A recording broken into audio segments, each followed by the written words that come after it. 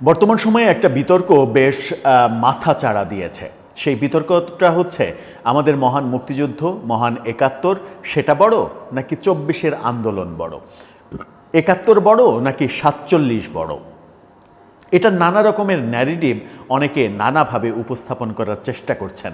দেশে বিদেশে থেকে অনেকেই মহান মুক্তিযুদ্ধকে খাটো করে যে ধরনের কথাবার্তা বলছেন, যে ধরনের উপস্থাপনা করছেন, যে ধরনের ন্যারেটিভ দাঁড় করানোর চেষ্টা করছেন, তাতে কখনো কখনো মনে হচ্ছে যে ৯ মাসের রক্তক্ষয়ী যুদ্ধ, ৩০ লক্ষ মানুষের আত্মত্যাগ, ২ লক্ষ মা বোনের সম্ভ্রম, দেশের ব্যাপক ক্ষতি, এত কিছুর বিনিময়ে অর্জিত মহান মুক্তিযুদ্ধটা আদতে কিছু কিছু মানুষের কাছে নস্যি একটা ব্যাপার, খুবই সিম্পল একটা ব্যাপার। তার চাইতে অনেক বড় ব্যাপার, অনেক গর্বের ব্যাপার তাদের কাছে ৪৭-এর ভারত পাকিস্তান ভাগ, সেটাকেই তারা ওন করতে চায়।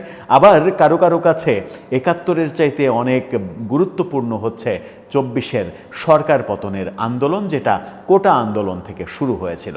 অর্থাৎ একাত্তরকে ছোট করা, একাত্তরকে ভুলিয়ে দেয়া, এরকম নানা কার্যক্রম চলছে। এবার বিএনপি মহাসচিব মির্জা ফখরুল ইসলাম আলমগীর সেরকমটাই মন্তব্য করলেন। তিনি বললেন যে একাত্তরকে ভুলিয়ে দেওয়ার চেষ্টা করছে কেউ কেউ। সেখানেই প্রশ্ন আসে, একাত্তরকে যারা ভুলিয়ে দেওয়ার চেষ্টা করছে তারা তো করছে, আপনারা কি করছেন? আপনারা কিভাবে সেটাকে ঠেকাচ্ছেন? কিংবা আপনারা পাল্টা কোনো কর্মসূচি, পাল্টা কোনো ন্যারেটিভ সত্যিকার অর্থে দাঁড় করাতে পেরেছেন কি গত ১৪ মাসে? সেটা একটু বোঝার চেষ্টা করবে এই ভিডিওতে। থাকবেন পলিটিক্স টিভির নিয়মিত আয়োজনে।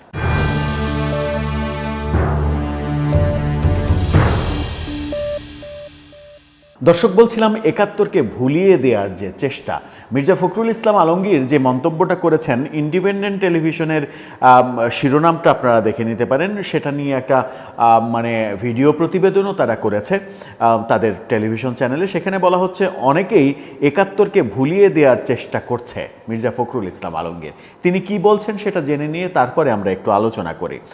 বিএনপি মহাসচিব মির্জা ফখরুল ইসলাম আলমগীর বলেছেন অনেকেই একাত্তরকে ভুলিয়ে দেওয়ার চেষ্টা করছে। ১৯৭১-এ স্বাধীন হয়েছিলাম বলে আজ আমরা এ পর্যন্ত আসতে পেরেছি।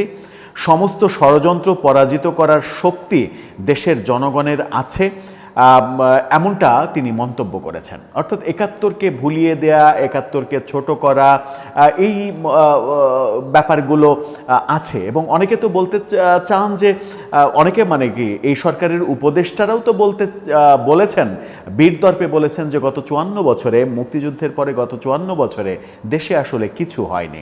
তাহলে দেশ একাত্তরে কোথায় ছিল আর ২০২৫-এ কিংবা ২০২৪-এ এসে দেশ কোথায়? কোন গরিব দেশ একটা মধ্যম আয়ের দেশে পরিণত হলো, একটা উন্নয়নশীল দেশে পরিণত হলো, সেই ইতিহাস কি তারা ভুলে গেলেন? উপদেষ্টা রেজওয়ানা হাসান তো গর্ব করেই বলেছিলেন যে ৫৪ বছরে যদি কিছু আপনার রাজনীতিবিদরা যদি কিছু করতেই পারতো তাহলে তো আমাদের আসতে হতো না। অর্থাৎ এই ৫৪ বছরে রাজনীতিবিদরা কিছুই করতে পারেনি, এরকম ন্যারেটিভ যেমন দাঁড় করানো হচ্ছে, তেমনি এই মহান মুক্তিযুদ্ধের ব্যাপারগুলোকে, মহান মুক্তিযুদ্ধের স্লোগান যেটা জয় বাংলা, সেটা আওয়ামী লীগের স্লোগান হয়েছে। আওয়ামী লীগ, সেখানে আওয়ামী লীগের একটা বড় দোষ তো রয়েছেই যে স্লোগানটাকে তারা নিজের দলীয় স্লোগান বানিয়েছে। তো এখন জয় বাংলা বললেই একটা বড় অপরাধ। আমরা ভুলে গেছি যে জয় বাংলা স্লোগান দিয়েই মহান মুক্তিযুদ্ধে বীর মুক্তিযোদ্ধারা যুদ্ধ করেছে। অনেকে যারা আওয়ামী লীগকে মিশিয়ে বঙ্গবন্ধুর বিরোধিতা করতে গিয়ে একাত্তরকে ছোট করছেন, ৭২-এর সংবিধানের বিরোধিতা করতে গিয়ে একাত্তরকে ছোট করছেন, মহান মুক্তিযুদ্ধের ঘোষণাপত্রকে ছোট করতে গিয়ে একাত্তরকে ছোট করছেন। নানাভাবে, নানা প্রক্রিয়ায় একাত্তরকে ছোট করা হচ্ছে, মহান মুক্তিযুদ্ধকে ছোট করা হচ্ছে। এবং মুজিবনগর সরকার সম্পর্কে বাজে কথা বলা হচ্ছে। মুজিবনগর সরকার এরা যুদ্ধ করেনি, তারা ভারতে পালিয়ে গিয়েছিল, যুদ্ধ করেছে অন্য লোকজন, এরকম ন্যারেটিভও তো দাঁড় করানো হচ্ছে। এখন মির্জা ফখরুল ইসলাম যেটা বলছেন যে একাত্তরকে ছোট করা হচ্ছে, খুবই বাস্তবতা, এই বাস্তবতা আমরা দেখছি। কিন্তু এই বাস্তবতার বিপরীতে দাঁড়িয়ে একজন সেক্টর কমান্ডারের দল বিএনপি, একজন বীর মুক্তিযোদ্ধার দল, একজন বীর উত্তম খেতাবধারী মুক্তিযোদ্ধার দল বিএনপি দল হিসেবে কতটা সেটার বিরুদ্ধে মানে প্রাচীর হয়ে দাঁড়াতে পেরেছে, আদতে কি দাঁড়াতে পেরেছে? উত্তরটা আপনারাই ভালো বলতে পারবেন যে তারা দাঁড়াতে পেরেছে কি পারেনি।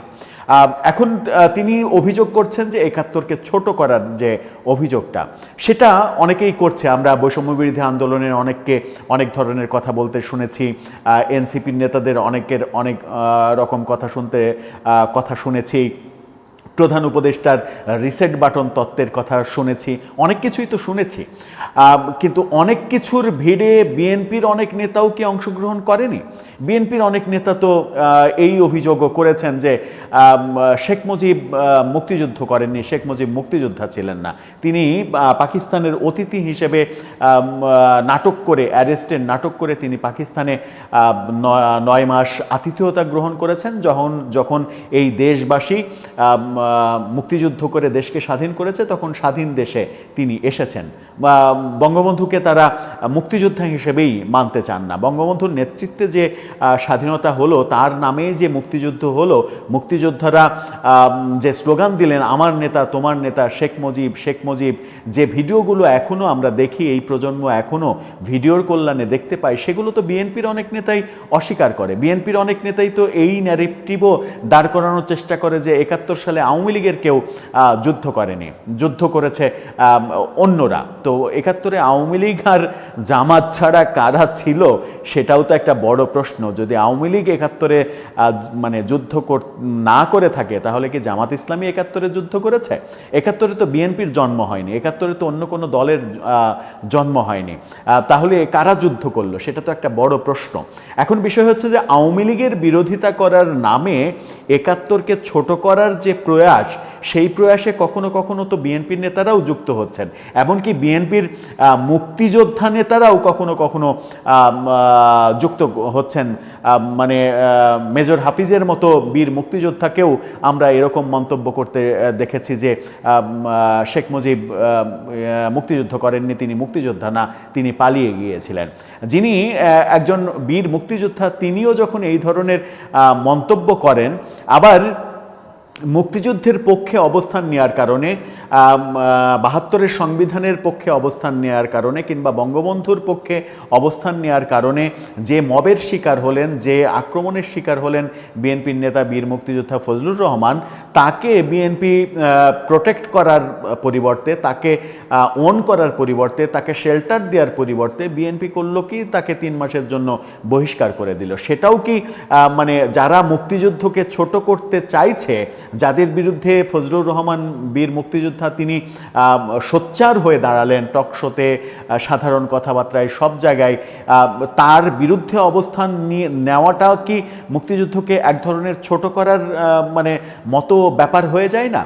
অর্থাৎ মির্জা ফখরুল ইসলাম আলমগীর যে মন্তব্যটা করছেন, সেই মন্তব্যটা শতভাগ ঠিক, কিন্তু সেই মন্তব্য যারা করছে তাদের দলে কখনো কখনো বিএনপিও তো যুক্ত হচ্ছে, বিএনপির কেউ কেউ তো এই ধরনের মন্তব্য করছে। হ্যাঁ, বিএনপি 72-এর সংবিধান ফেলে দেওয়ার পক্ষে নয়, এটা একটা মানে পজিটিভ সাইন যে তারা বলেছে যে মহান মুক্তিযুদ্ধের মাধ্যমে এই সংবিধান পাওয়া, এই সংবিধান কখনো ছুঁড়ে ফেলা যাবে না, এই সংবিধান বাদ দেওয়া যাবে না। বিএনপির এই শক্ত অবস্থানের কারণেই এই সরকার কিংবা এই সরকারের কাছের মানুষজন সংবিধান ছুঁড়ে ফেলতে পারেনি, নতুন সংবিধান প্রণয়ন করার যে চেষ্টা করেছিল সেটা তারা পারেনি। এটা একেবারে বিএনপির ক্রেডিট, বিএনপির শক্ত অবস্থানের জন্য সেটা পারেনি। এই যে সংবিধানের ক্ষেত্রে বিএনপি যে শক্ত অবস্থান গ্রহণ করেছিল, মুক্তিযুদ্ধকে ছোট করার ক্ষেত্রেও কি বিএনপি সেরকম মানে বিরুদ্ধে কি সেরকম শক্ত অবস্থান গ্রহণ করতে পেরেছে?